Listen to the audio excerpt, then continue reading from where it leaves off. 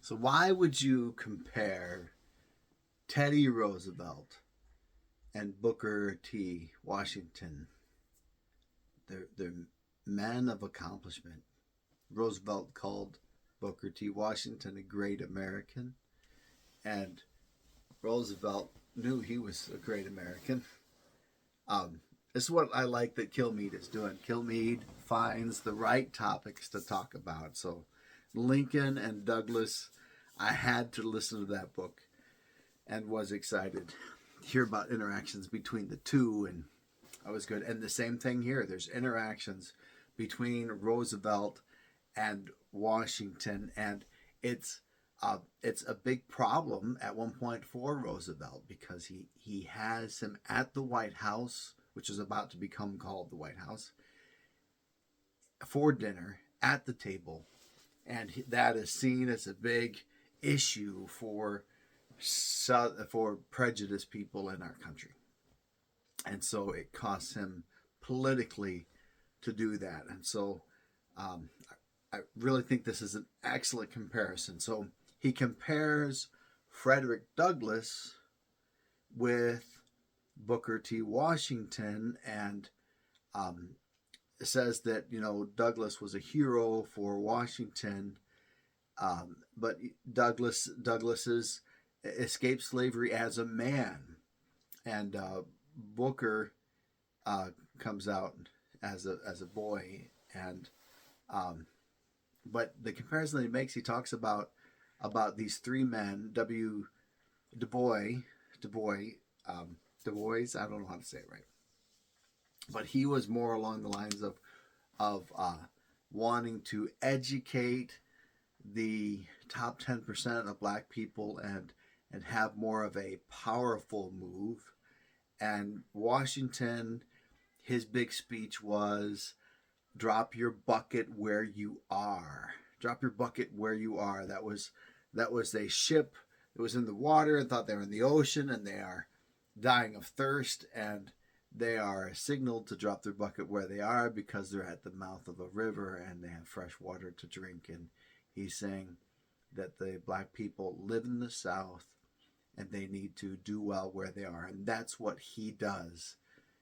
He gives his life to helping black people to improve themselves and improve the communities that they live in, to make bricks, to be electricians, to do skilled trades, and he gets criticized because he doesn't fight against the prejudice like others would want him to do. And so in the book, at the end of the book, he says that when Martin Luther King comes along, he uses traits from these other three great black men that came before him: Douglass, Washington, and W.E. Du Bois, and some of the strengths from all of them.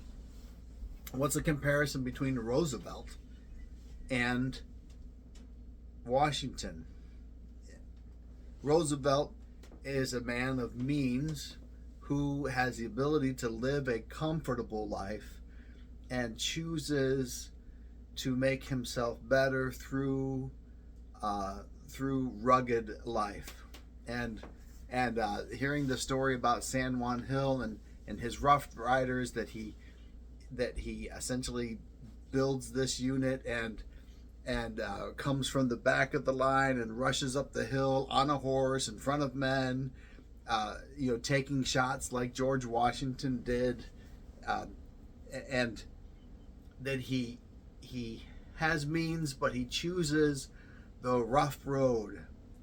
Roosevelt's Rough Riders and his great popularity as an American, whereas Booker T. Washington is in hardship. He's born into hardship, and I don't know if Kilmead said it, but what Washington said is he never got discouraged. He never got discouraged, and so he made himself better, and that's his judgment. How many people did you make better with your life?